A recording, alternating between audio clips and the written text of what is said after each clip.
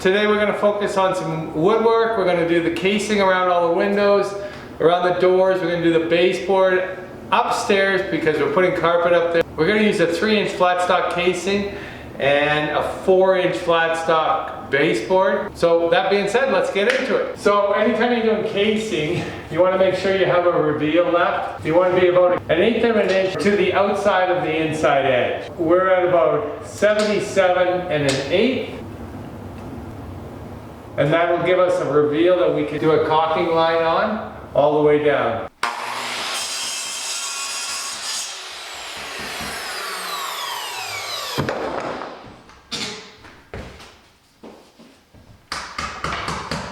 So once you get your first 45 cut, I always like to just get a line on there at that point, and then lay the tape measure over it, and our measurement was 77 1/8.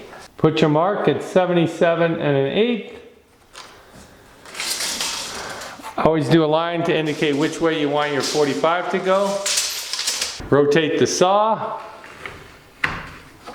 Make sure the blade of the saw comes down on the outgoing side of the line that you've marked. Watch your fingers.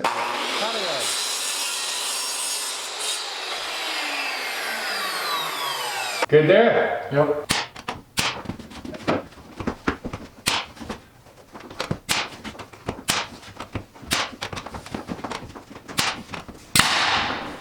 So I'm using a 2-inch brad nail on here. Because these walls are so out, I'm gonna leave the top flexible until I get my side legs on. And then I'll glue these miters together. Make sure everything is solid, and then I'll put some nails at the top end of that.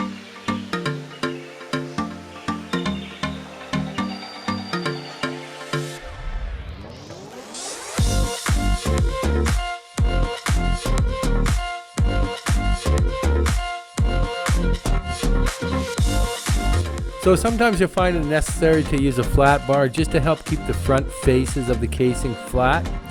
And then you can go ahead and nail into the sides of the casing. This will help keep the whole joint tight until the glue dries.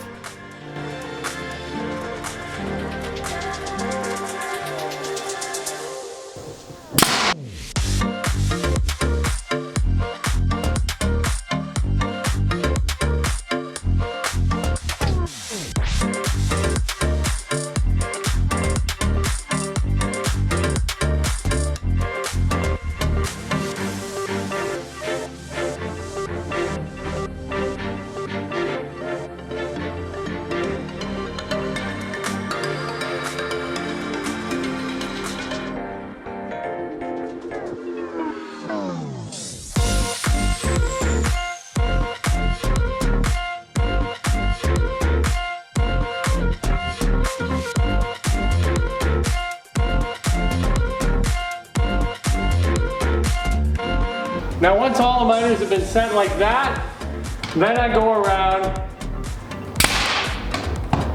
and pin them into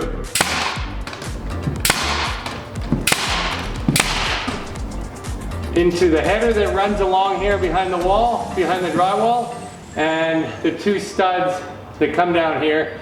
These nails will all grab, and that'll keep that miter nice and tight. And then we just palm sand over that, and Bob's your uncle.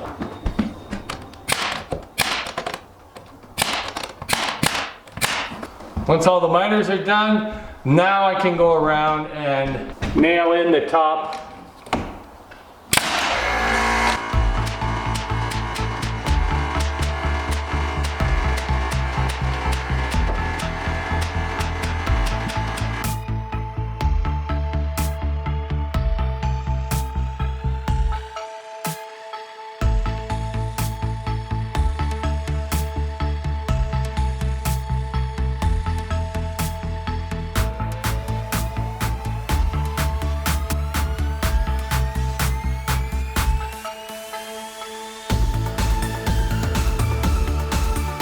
So while I'm in this area, I might as well take care of this big eyesore in the ceiling.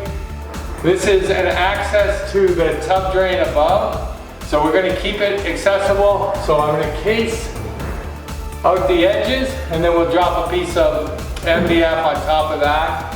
And that will all get painted the ceiling color and it should all blend in. You shouldn't even notice it. So first thing I got to do is cut the drywall square because it's pretty jagged and I won't be able to get a flat board up in there if I don't do that.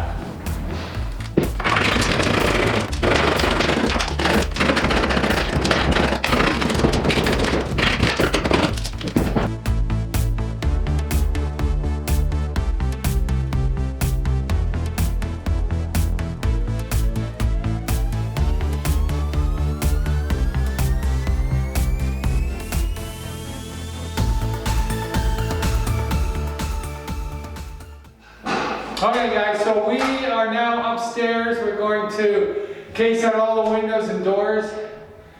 Upstairs we've hauled up a bunch of casing and we're also going to do the baseboard on this level because we are carpeting over the hardwood floor.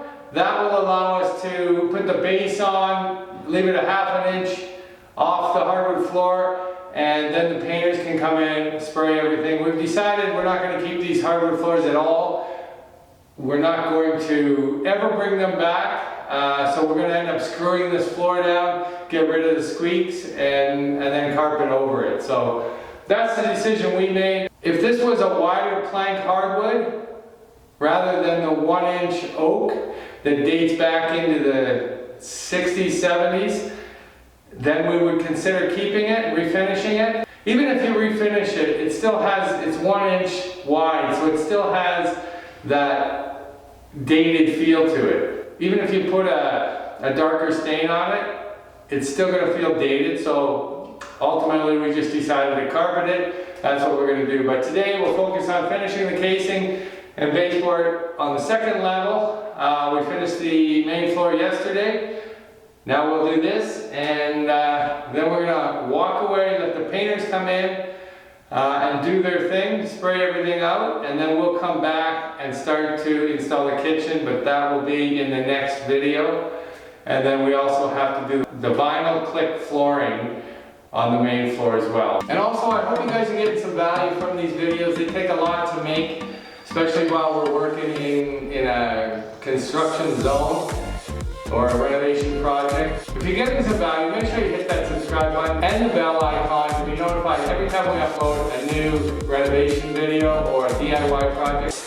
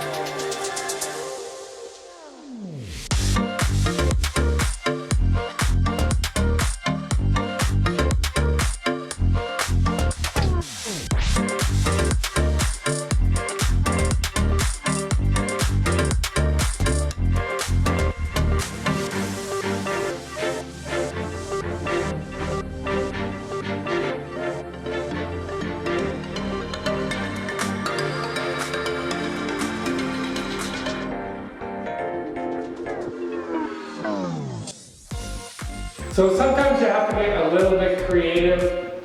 This door is on an angle. I know it's hard to tell in the video, but it's on a 45-degree angle. Then this wall is straight, and this wall is straight. So in order to make the casing work properly, I've had to put the regular 45 on here, then 45 the back edge this way, and then that takes care of that side where it comes into this wall. And then on this side, I've got the wall running straight onto this angle again. So in order to take care of that, I had to put the original 45 on here, but then cut it again so that it sits like that. So it's a 45 inch that way, a compound 45 that way.